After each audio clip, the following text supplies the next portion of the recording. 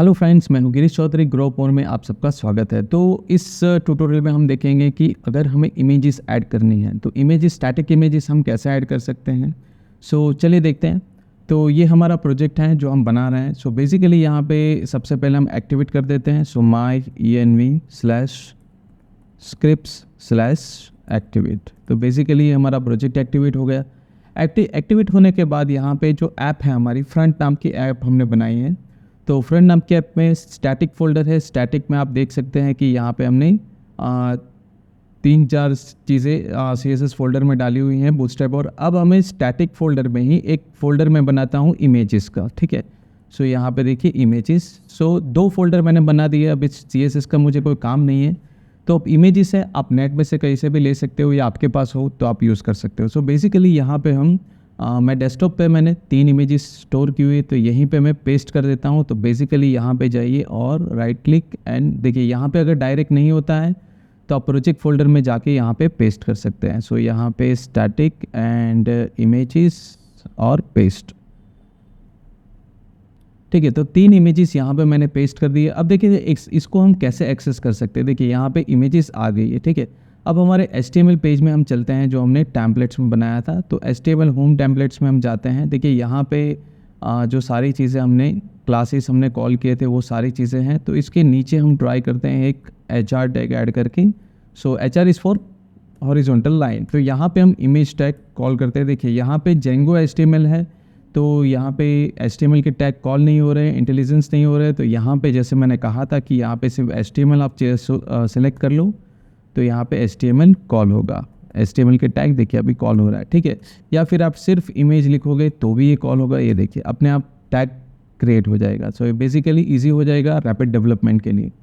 यहाँ पे देखिए इमेज SRC है। तो SRC में हमारा इमेज अब कहाँ है, डेफिनेटली स्टैटिक में हमें जाना पड़ेगा, वहाँ इमेजेस के फोल्डर में है। तो यहाँ पे आप देख सकते हैं कि /static एंड इमेजेस, और कोई भी इमेजेस आप कॉल कर सकते हो, नो डाउट। अब यहाँ पे इमेजेस को मैं एक स्टाइल भी दे देता हूँ। तो यहाँ पे इसको हम जस्ट साइज़ देते हैं, यहीं पे बना देते हैं, क्योंकि अभी इसके लिए हम CSS फाइल को यूज़ नहीं करेंगे। तो जस्ट यहाँ पे दे देता हूँ स्टाइल एंड विथ अगर मैं देता हूँ इसको तो 400 px and height it is 300 px। Basically अब हम टेस्ट करते हैं कि ये शो हो रहा है कि नहीं प्रॉपरली।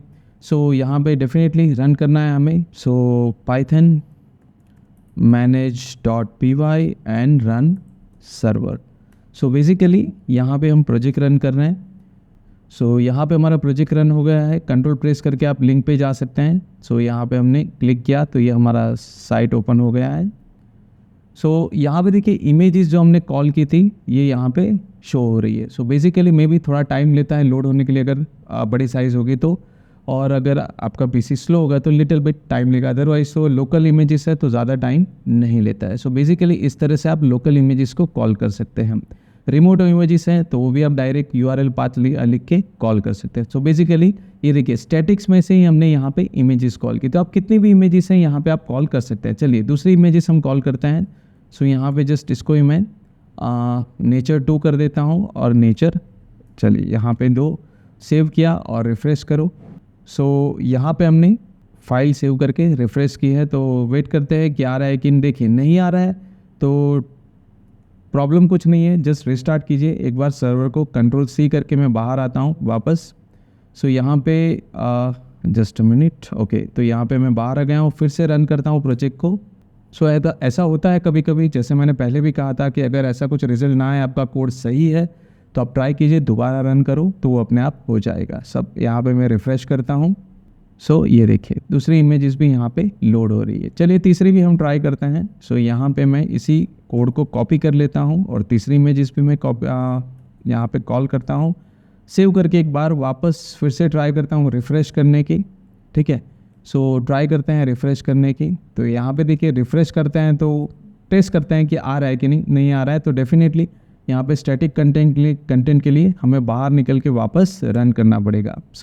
ये कोई ऐसा टास्क नहीं है कि हमें याद ना रहे, 1-2 बार आप प्रैक्टिस करेंगे तो अपने आप हो जाएगा, ठीक है।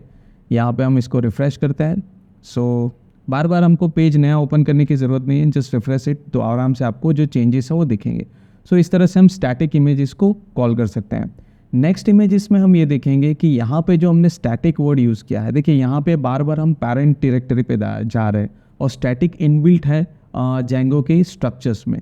सो इसको डायनेमिकली कैसे हम कॉल कर सकते हैं, इसके जो कंटेंट्स है स्टैटिक्स में है, चाहे CSS हो, चाहे JS हो, चाहे इमेजेस हो, उसको हम डायरेक्टली कैसे एक्सेस कर सकते हैं, वो हम नेक्स्ट वीडियो में देखेंगे कि स्टैटिक बार बार हमें ./स्टैटिक नहीं लिखना है तो उसके शॉर्टकट्स क्या हैं, तो वो सारी चीज़ें हम नेक्स्ट वीडियो में देखेंगे।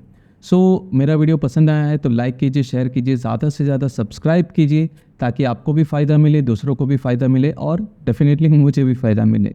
सो आज के लिए धन्यवाद।